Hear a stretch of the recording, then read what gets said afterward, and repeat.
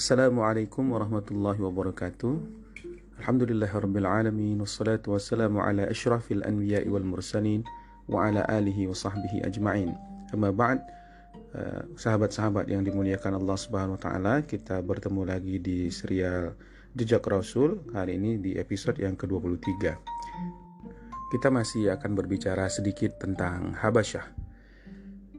Tempo hari kita sudah ceritakan bahwa diplomat Quraisy, yakni Amr bin As dan Abdullah bin Abi Rabi'ah, membawa dua isu. Dalam pertemuannya pertama dengan Najasyi, mereka memainkan isu otoritas mereka sebagai orang yang diutus oleh pemimpin kaum, oleh ayah-ayah, paman-paman, dan keluarga besar para muhajirin untuk membawa mereka kembali ke kampung halaman karena mereka sudah menyimpang dari kebiasaan kaumnya. Dan ini dibantah oleh Najasyi setelah mendengar kesaksian dari Ja'far bin Abi Thalib bahwa mereka ini tidak melakukan apapun yang jahat, bahkan mereka ini mengikuti satu kebaikan yang secara aneh. Karena mengikuti kebaikan itu mereka dimusuhi oleh kaumnya. Maka Najasyi memproteksi mereka, memberikan suaka politik kepada mereka untuk tetap tinggal di Habasyah. Keinginan Quraisy untuk mendeportasi pun gagal. Tapi di pertemuan yang kedua, mereka membawa isu yang sensitif sekali, yakni isu pandangan kaum muslimin terhadap Isa putra Maryam. Kita ketahui bahwa Habasyah adalah negeri Nasrani, sebagaimana juga negeri-negeri yang lain pada saat itu. Jadi agama Kristen pada saat itu sudah dianut oleh banyak sekali orang. Di daerah Syam yang sekarang itu terdiri dari Palestina, Jordan, Lebanon, dan Suriah, itu mayoritas penduduknya beragama Kristen. Daerah-daerah seperti Mesir, Maghrib, Maroko, kemudian juga Habasyah, daerah-daerah di Afrika ini juga mayoritas penduduknya beragama Kristen. Tempat-tempat terkenal seperti Mosul, kemudian di Jazirah sendiri, daerah Najran itu juga meskipun tidak dominan, tidak seluruh penduduknya Kristen, tapi banyak orang Kristen yang tersebar di sana. Dan dalam agama Kristen terjadi debat teologis yang panjang. Ada di antara mereka yang menganut monoteisme, ada juga yang secara kental menganut trinitas, dan ini menghasilkan pertentangan-pertentangan yang keras. Tahun 250-an Masehi muncullah Arius, seorang presbiter, seorang pendeta atau imam agung dari Alexandria di Mesir yang sebenarnya juga tidak menganut monoteisme murni. Dia menyatakan bahwa Yesus adalah putra Tuhan tapi hudus. Dia bukanlah satu Tuhan yang sejajar dengan Tuhan yang sebenarnya, tapi dia adalah satu zat yang baru. Oleh karena itu tidak bisa disejajarkan dan tidak bisa dijadikan elemen dalam Trinitas, sehingga Tuhan tetaplah Tuhan, sedangkan Yesus adalah anak Tuhan yang tidak sama sekali bisa disetarakan dengannya. Bagi orang Islam ini tetap saja masalah, tapi bau-bau monoteisme yang begini pun itu dibantah secara keras di dalam perseteruan internal umat Nasrani pada saat itu. Maka Arianisme, ajaran Arius ini dikatakan sebagai ajaran sesat dan bid'ah pada Konsili Nikaya yang pertama tahun 325 Masehi. Nantinya akan muncul lagi faham-faham monoteistik ini, sekalipun tidak murni, masih mempengaruhi nanti perkembangan agama Kristen ke depannya dengan munculnya sekte-sekte seperti Unitarianisme, Kristen Nestorian, dan sebagainya. Tapi yang jelas bahwa yang dominan di dalam agama Kristen adalah kelompok penganut Trinitas. Maka menyoal kedudukan Isa alaihissalam atau disebut Yesus di dalam agama Nasrani di tengah-tengah komunitas Nasrani adalah satu hal yang sangat-sangat sensitif dan berbahaya kalau salah bicara. Ini jebakan hebat sebenarnya. Dan penuhanan Isa alaihissalam itu juga merupakan efek dari kekaguman dan ketakjuban yang berlebihan kepada beliau. Dan memang Nabi Isa ini dalam tanda kutip itu banyak dalam kehidupannya melanggar normalitas kemanusiaan.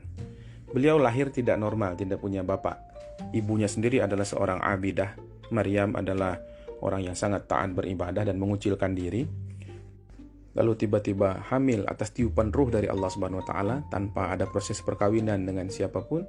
Lahirlah Isa alaihissalam. Makanya dikatakan dalam Al-Quran, inna masala Isa indallahi kamathali Adam. Perumpamaan Isa ini seperti Adam. Meskipun kalau Nabi Adam tentu tidak ada ayah dan ibunya. Waktu kecil dia berbicara selagi masih bayi dalam menguatkan kenabiannya itu. Dia melakukan banyak mukjizat di depan orang-orang, menyembuhkan penyakit-penyakit yang tidak mungkin disembuhkan, kebutaan, sopak atau lepra. Dia meniupkan nafas kepada tanah liat yang kemudian menjadi burung. Dia menghidupkan orang yang sudah mati untuk diminta kesaksian. Dan pembawaan Nabi Isa ini sangat khusyuk, sehingga orang-orang jarang melihat dia melakukan aktivitas-aktivitas manusia normal begitu. Ini berbeda sekali dengan kondisi Nabi Muhammad SAW yang jauh lebih manusiawi. Nah, nanti penuhanan kepada Isa ini akan disoal oleh Allah Subhanahu wa taala. Allah akan meminta kesaksian beliau. Wa iz qala Allahu ya Isa ibn Maryam a anta qulta lin-nasi ittakhiduni wa ummiya ilahaini min dunillah. Wahai Isa, betulkah engkau mengatakan kepada manusia, jadikan aku dan ibuku dua Tuhan selain Allah Subhanahu wa taala? Maka Isa akan menjawab, qala subhanaka ma yakunu li an aqula ma laysa li bihaqq in kuntu qultuhu faqad alimtah ta'lamu ma fi nafsi wa la a'lamu ma fi nafsik innaka anta 'allamul ghuyub. Nah, ini ada di surah Al-Maidah. Kata Nabi Isa, tidak ya Allah, aku tak akan pernah berani mengatakan hal-hal yang tidak hak seperti itu. Di tengah-tengah orang yang seperti kaum Quraisy, mungkin akan lebih mudah kalau Nabi Muhammad itu dilahirkan seperti Isa alaihissalam atau pembawaannya seperti Isa alaihissalam, karena mereka senang dengan keajaiban-keajaiban. Tapi itulah Allah menginginkan karakter agama terakhir ini sangat-sangat manusiawi, sangat-sangat normal, bisa berjalan dengan smooth sepanjang zaman sampai akhir dunia ini tanpa harus ada ketakjuban yang berlebihan pada satu fenomena dengan melupakan fenomena besar yang berupa alam semesta ini. Nabi kan sering dilecehkan begitu ya. Dalam surah Furqan misalnya kita temukan, waqalu, mereka berkata, mali hadar rasuli ya'kulu at-ta'ama wa yamshi fil aswaq laula unzila ilaihi malakun fayakuna ma'ahu nadhira. Kenapa ini kok diutus nabi yang seperti ini? Nabi kok ya makan, kok ya jalan-jalan di pasar begitu, banyak sekali urusan kemanusiaannya. Kenapa bukan malaikat saja yang diutus? Nah, karakter Nabi Muhammad begitu, tapi karakter Nabi Isa ini kita bisa katakan itu ada bau-bau kemalaikatannya di situ, karena banyak sekali keajaiban dalam hidupnya. Bahkan Allah menjelaskan bahwa Isa itu sebenarnya manusia normal saja. Di surah Al-Maidah Allah katakan, mal masih ibnu Maryam illa rasulun qad khalat min qablihi rusul wa ummuhu siddiqah. Tiadalah Isa itu kecuali nabi, dan sudah banyak nabi-nabi yang berlalu sebelum beliau, dan ibunya adalah seorang yang sangat terpercaya. Kana yakulani ta'am, mereka berdua itu makan kok, kata Allah. Jadi dia bukan malaikat, mereka berdua itu ya sama seperti orang juga, makan juga. Nah, cuma pembawaan yang khusyuk itu membuat dia tidak nampak melakukan hal-hal yang hari-hari demikian di depan umatnya, sehingga disucikan secara berlebihan. Pertanyaan akidah seperti ini susah untuk dijawab, dia dilematis. Satu sisi kaum muslimin, para muhajirin itu membutuhkan sekali pertolongan dari kerajaan Habasyah. Secara geografi ini adalah tempat yang tepat untuk berpindah karena dipisahkan oleh lautan dengan jazirah, sementara orang-orang gurun itu tidak terbiasa dalam melaut, belum mahir lah pada masa itu, sehingga mereka pasti aman di sana. Tidak akan orang berduyun-duyun datang menjemput mereka. Lagi pula negeri ini adalah negeri yang kuat. Habasyah adalah negeri yang powerful, rajanya raja yang adil. Kemudian juga orang-orang ini masih mengingat tuh peristiwa Abraha. Maka orang Makkah cukup dihormati di sana, disebabkan Abraha adalah jenderal Habasyah yang pasukan gajahnya dihancurkan ketika ingin mendemolish Ka'bah. Malah mereka yang hancur kan. Jadi ini masih membekas dalam ingatan kolektif orang-orang Habasyah. Tapi di sisi lain, kalau dijawab dengan mencela-mencela, ini masalah akidah, tidak boleh. Al-Quran sendiri tegas mengatakan, laqad kafara alladziina qalu innallaha tsalitsu tsalatsah. Sungguh kafir orang yang mengucapkan Tuhan itu adalah satu dari yang tiga. Jadi Trinitas itu demikian dikecam di dalam Islam. Meskipun secara hablum minan nas tetap harus baik, tapi secara keyakinan ini adalah keyakinan yang sangat tidak bisa diterima di dalam agama Islam. Kita bisa baca ini di dalam surah Al-Maidah banyak sekali. Allah mengatakan, laqad kafarul ladzina qalu innallaha huwal masih ibnu Maryam. Sungguh kafir orang yang sudah mengatakan Isa putra Maryam itu adalah Tuhan.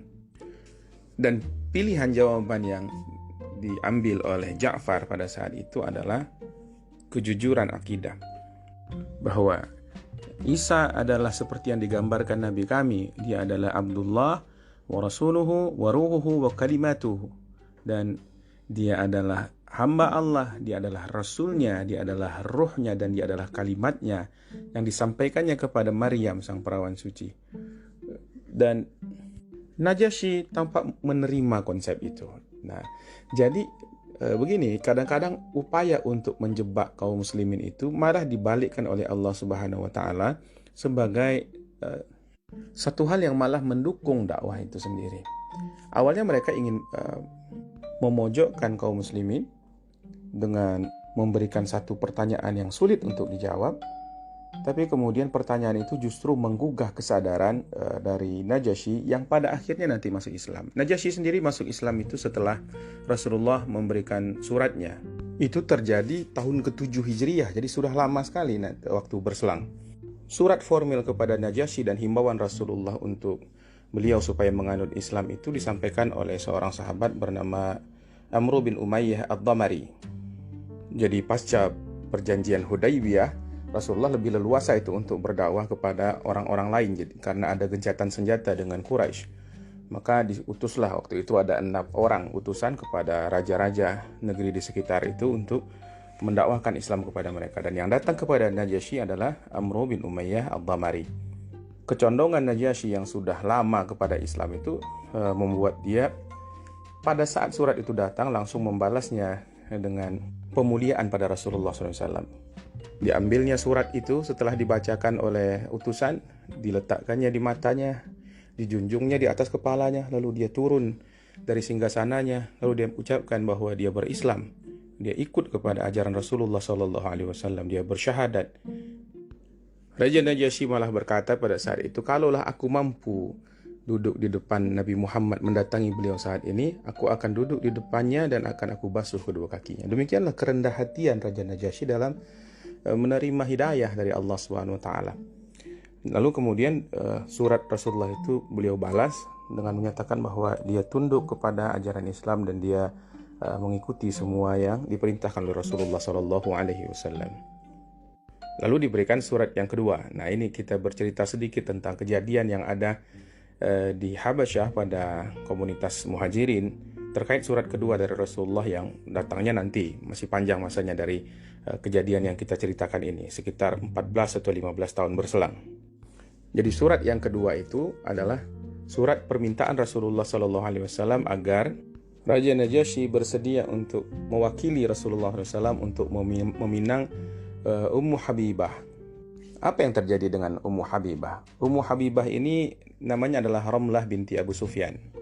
Beliau adalah sepupu Utsman bin Affan dan juga ponakan dari Ummu Jamil, istrinya Abu Lahab. Pada saat hijrah ke Habasyah, Ramlah binti Abu Sufyan ini ya tentu mendapatkan penentangan yang keras dari ayahnya. Abu Sufyan pada saat itu belum lagi menerima Islam.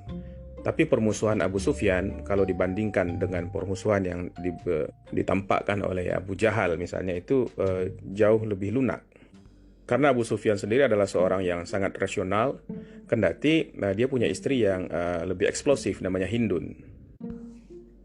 Ramlah binti Abu Sufyan kemudian memutuskan untuk pergi berhijrah ke Habasyah bersama suaminya pada saat itu, yakni Ubaidillah bin Jahash. Lalu kemudian mereka sampai di Habasyah dan di sana mereka punya anak namanya Habibah. Makanya julukan dari Ramlah atau kunyahnya adalah Ummu Habibah. Ummu Habibah radhiyallahu taala anha adalah seorang wanita yang sangat kuat imannya, orang yang khusyuk dalam beribadah. Tapi kemudian dia mendapatkan satu musibah ketika hidup di Habasyah itu. Suaminya Ubaidillah bin Jahash itu dulunya memang orang yang menentang keberhalaan juga. Jadi sudah lama suaminya itu tidak ingin dan tidak senang terhadap penyembahan berhala, terhadap paganisme. Lalu Ubaidillah menganut agama Nasrani. Ketika Rasulullah SAW diutus, dia pun beriman kepada Rasulullah SAW. Tapi kemudian suasana di Habasyah membuat dia kembali merasa bahwa agama Nasrani adalah satu hal yang lebih cocok dengan dirinya. Tanda-tanda tentang hal itu juga sudah didapati oleh Ummu Habibah. Beliau bermimpi suatu ketika suaminya itu dalam keadaan buruk rupa. Secara keseharian dia juga melihat suaminya mulai ganjil karena selain berpindah agama, selain konversi agama, Ubaidillah juga kecanduan minuman. Dia mulai minum khamar lagi di situ. Jadi dia senang mabuk. Ummu Habibah merasakan mimpinya itu sebagai firasat buruk, lalu dia bertanya kepada suaminya apa yang terjadi. Maka Ubaidillah pun menjawab demikian, saya ini dulu beragama Nasrani sampai di sini, saya kemudian merasa bahwa apa-apa yang diimani oleh mereka ini jauh lebih benar daripada apa yang dibawa oleh Muhammad. Maka saya pun berpindah lagi. Maka ini menjadi satu goncangan bagi Ummu Habibah. Dia tidak punya banyak pilihan, pilihannya semua sulit. Mau ikut suaminya yang sudah berpindah agama itu berarti dia juga ikutan murtad. Kalau dia ingin minta perlindungan kepada ayahnya orang yang sangat memusuhi Islam, tidak mungkin dia pulang kampung. Lalu ya dia terpaksa di sana menyendiri, ya hidup saja bersama komunitas kaum muhajirin. Dia menjadi single parent bagi anaknya Habibah. Tak lama setelah perpisahan mereka, setelah perceraian terjadi, ternyata Ubaidillah itu mati, wafat dalam keadaan murtad dan dalam keadaan juga masih kecanduan minuman keras. Nauzubillah min dzalik. Firasat yang didapati Ummu Habibah mengenai pernikahannya dengan Rasulullah itu sederhana saja. Dia bermimpi, di dalam mimpinya itu ada yang memanggilnya sebagai ibunya kaum mukminin. Dia dipanggil ya Ummul Mukminin, wahai Ummul Mukminin. Dan Ummul Mukminin itu adalah julukan bagi para istri Rasulullah sallallahu alaihi wasallam. Sebab Allah berfirman surah Al-Ahzab, "An-nabiyyu aula bil mu'minina min anfusihim wa azwajuhu ummahatuhum." Nabi itu lebih utama bagi orang-orang beriman bahkan dibandingkan dengan diri-diri mereka sendiri. Dan wa azwajuhu ummahatuhum. Istri-istri Nabi adalah ibu bagi mereka. Makanya kita mesti sopan-sopan kalau menyebutkan tentang istri Rasulullah SAW, karena beliau-beliau itu adalah ibunda kita, ibunda semua orang yang beriman. Dan betullah pertanda dari mimpi itu, memang Ummu Habibah radhiyallahu taala anha kemudian didatangi seorang utusan dari An-Najasyi mengatakan bahwa wahai Ummu Habibah, engkau dilamar oleh Rasulullah SAW dan sekarang engkau diminta untuk menunjuk siapa kira-kira yang akan menjadi wakilmu, menjadi walimu di sini. Maka Ummu Habibah mendapatkan berita gembira. Dulu dia pernah menikah dengan seorang yang namanya Ubaidillah, dan Ubaidillah itu termasuk orang yang baik pada mulanya. Tapi kemudian dia murtad. Sekarang dia dilamar oleh orang yang jauh lebih mulia lagi, yang jauh dan tidak bisa dibandingkan tentunya dengan manusia manapun, yakni Rasulullah SAW. Betapa senangnya hati Ummu Habibah. Dia inginkan perlindungan, tapi perlindungan yang dia dapatkan justru perlindungan yang paripurna. Maka kata Ummu Habibah, aku tunjuk Khalid bin Sa'id bin Al-As. Beliau adalah kerabat yang paling dekat pada saya di antara semua orang-orang yang berhijrah ke sini. Maka ditunjuklah Khalid bin Sa'id pada saat itu. Ya meskipun nikah ini ditaukil, tapi tetap saja ada walimahnya. An-Najasyi melamarkan Ummu Habibah untuk Rasulullah, sekaligus beliau yang menikahkan, diberikan mahar 400 dinar emas. Dan kemudian diberikan pula hadiah-hadiah oleh An-Najasyi berupa parfum-parfum mahal yang menjadi koleksi seperti istrinya raja-raja. Dan kemudian diadakan pula jamuan makan. Raja An-Najasyi juga menyiapkan 2 buah kapal untuk ditumpangi Ummu Habibah guna berlayar menuju tanah Arab untuk menemui Rasulullah SAW di Madinah Al-Munawwarah. Peristiwa ini berdekatan dengan peristiwa Perang Khaybar. Nanti akan kita jelaskan insyaAllah dalam episode selanjutnya. Episode yang jauh selanjutnya, maksudnya di cerita tentang Perang Khaybar. Semoga Allah sampaikan umur kita untuk bisa membahasnya insyaAllah. Nantinya kapal itu akan ditumpangi oleh para muhajirin yang masih menetap di Habasyah. Berikut juga orang-orang Habasyah sendiri yang sudah masuk Islam dan berkeinginan untuk menjumpai Rasulullah SAW. Sedangkan An-Najasyi sendiri ya tidak bisa ikut karena beliau adalah raja di sana. Bersama dengan rombongan itu nanti An-Najasyi menitipkan suratnya kepada Rasulullah yang menumpahkan rasa cintanya kepada Nabi dan kerinduannya, dan kemudian juga diberikan hadiah-hadiah untuk Rasulullah SAW. Di antara hadiah-hadiah itu misalnya adalah tongkat. Ada 3 buah tongkat yang bagus-bagus, Ada 3 tongkat dari kayu-kayu pilihan itu, satu dipakai sendiri oleh Rasulullah SAW dan sering dibawakan oleh Bilal. Kadang-kadang tongkat ini dipakai oleh Rasulullah SAW untuk menjadi sutrah ketika sholat di tanah lapang misalnya. 2 lagi, satu diberikan oleh Rasulullah kepada Umar dan satunya diberikan kepada Ali bin Abi Thalib. Bagi An-Najasyi, sekalipun beliau seorang raja, sebenarnya berstatus sebagai orang muslim dan meninggalkan kepercayaan yang menjadi kepercayaan resmi di negaranya itu menjadi sebuah tantangan yang besar juga. Memang raja punya kekuatan sentral sebagai kekuatan eksekutif yang dominan, tapi bukan tidak mungkin dia dikudeta dan dijatuhkan.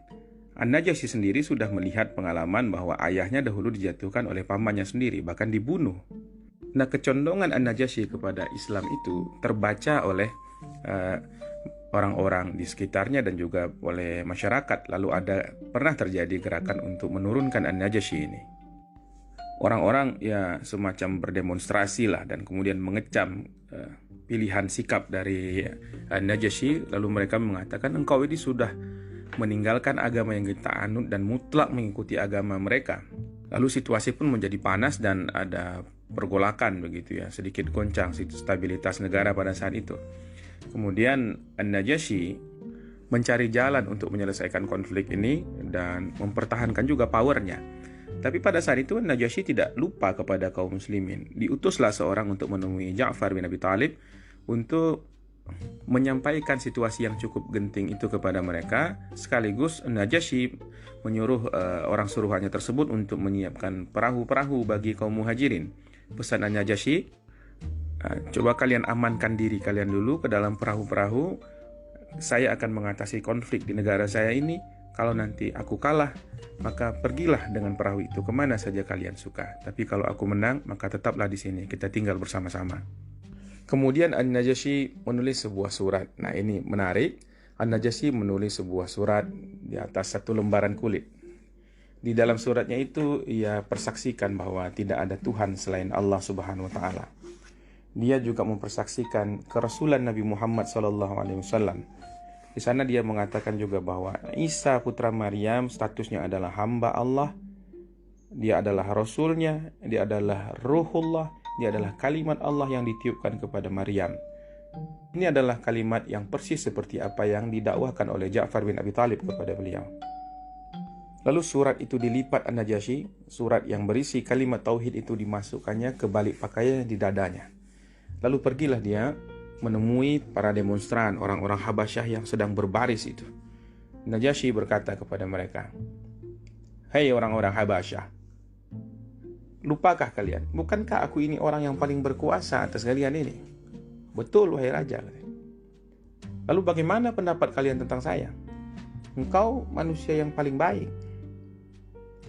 Engkau adalah orang yang adil." Nah, semua orang mengakui itu. Kualitas kepribadian An-Najasyi itu tidak diragukan oleh mereka. Keadilan An-Najasyi juga dirasakan oleh mereka. Lalu apa masalahnya? Apa yang terjadi pada kalian ini, kata An-Najasyi. Lalu mereka mengatakan, "Engkau wahai Tuan Raja, keluar dari agama kami dan engkau meyakini bahwa Isa itu adalah hamba Tuhan, padahal Isa adalah anak Tuhan. Jadi yang benar bagaimana?" kata Najasyi. "Apa pendapat kalian tentang Isa itu?" "Ya, dia adalah anak Allah. Dia adalah anak Tuhan." Dan ini merupakan suatu hal yang tidak bisa diterima oleh An-Najasyi. Al-Quran mengajarkan kita, Allah itu lam yalid wa lam yulad. Tidak beranak, tidak diperanakkan oleh siapapun. Dia bukan ayah sesiapapun, dia bukan anak dari sesiapapun. Allah itu tunggal. Allah itu Maha Esa. Disinilah Najasyi kemudian bersiasat. Ketika orang-orang Habasyah ini mengatakan bahwa Isa adalah putra Tuhan, maka An-Najasyi menyentuh dadanya. Yang di dada itu, di balik jubahnya ada surat yang sudah dia tulis sebelumnya, surat berisi tauhid yang mempersaksikan ketuhanan Allah Subhanahu wa taala, keesaannya, kenabian Muhammad sallallahu alaihi wasallam dan status Nabi Isa sebagai hamba Tuhan, sebagai rasul pilihannya, bukan sebagai anaknya. An-Najasyi menyentuhkan itu, lalu dia mengatakan, "Aku beriman kepada ini." mendengar aku beriman kepada ini, maka orang-orang itu lega. Karena mereka sebenarnya tidak punya kekecewaan apapun. Mereka merasa sangat nyaman dengan pengelolaan negara yang dilakukan oleh An-Najasyi. Karena kepiawaiannya dalam mengelola negara, jaminannya terhadap keadilan, dan kemudian kemampuannya dalam mensejahterakan kaumnya itu teruji. Hanya saja mereka tidak terima kalau rajanya ini melakukan konversi keagamaan. Nah, ini yang dimaksud oleh mereka adalah ketuhanan Isa atau status Isa sebagai anak Tuhan. Ini yang dimaksudkan oleh An-Najasyi adalah kebenaran surat yang telah dia tuliskan itu. Jadi ini adalah helah dan permainan persepsi saja, bukan sebuah kebohongan. Dan untuk kondisi An-Najasyi itu adalah sebuah taktik politik yang amat baik sehingga stabilitas kembali muncul di sana. Di antara pengikut-pengikut An-Najasyi pun, di antara pegawai-pegawai pemerintahan, banyak juga yang mengikuti agama Islam. Tapi mereka semua kemudian mengambil sikap untuk lebih smooth, lebih diam, lebih pasif dalam keislamannya tersebut dan tidak menampakkannya demi menjaga satu maslahat yang lebih besar. Karena apabila mereka menzahirkan keislamannya, maka pada saat itu stabilitas negaranya bisa goncang. Raja adil ini, An-Najasyi, kemudian wafat sebelum Rasulullah SAW dan para sahabat-sahabatnya masuk ke Mekah untuk melakukan futuhan, masuk pada peristiwa Fathul Makkah. Perlindungannya kepada kaum muslimin, walaknya, kesetiaannya kepada kaum muslimin, penerimaannya yang amat baik, responsif, sekaligus tawaduk kepada dakwahnya Rasulullah SAW, penghormatannya yang demikian tinggi kepada agama yang dianutnya, yakni Islam, membuat Rasulullah sangat cinta kepada An-Najasyi. Sekalipun Rasulullah sama sekali belum pernah bersua dengan beliau. Maka di antara sejarawan ada juga yang ngotot mengatakan An-Najasyi sebenarnya adalah termasuk sahabat Nabi, sekalipun tidak berjumpa, tapi ada hubungan korespondensi antara beliau dengan Rasulullah SAW. Tapi yang masyhur, beliau digolongkan kepada tabi'in atau satu tipologi kelompok lain yang kita sebut sebagai mukhadram, yakni orang yang hidup semasa dengan Rasulullah tapi tidak sempat bersua dengan Rasulullah SAW secara langsung kendati iman telah menancap di hatinya. Maka ketika mendengar wafatnya An-Najasyi, Rasulullah SAW mengumpulkan kaum muslimin dan melakukan salat gaib. Dan inilah salat gaib yang dilakukan oleh Rasulullah. Sebelumnya Rasulullah tidak pernah melaksanakan salat gaib dan setelahnya juga tidak. Begitu istimewanya An-Najasyi, Raja Adil itu di hati Rasulullah SAW. Semoga Allah ridhoi dan tempatkan An-Najasyi di surganya yang tertinggi. Sahabat-sahabat yang dimuliakan Allah, pada saat debat-debat yang terjadi atau dialog-dialog teologis yang terjadi di negeri Habasyah, di saat yang sama di Mekah terjadi pula hal yang menggemparkan. Dan hal ini akan mengubah wajah dakwah Rasulullah SAW di Mekah Al-Mukarramah. Ini akan mengubah kondisi kaum muslimin, mengubah cara mereka bersikap dan juga penyikapan kaum Quraisy terhadap mereka.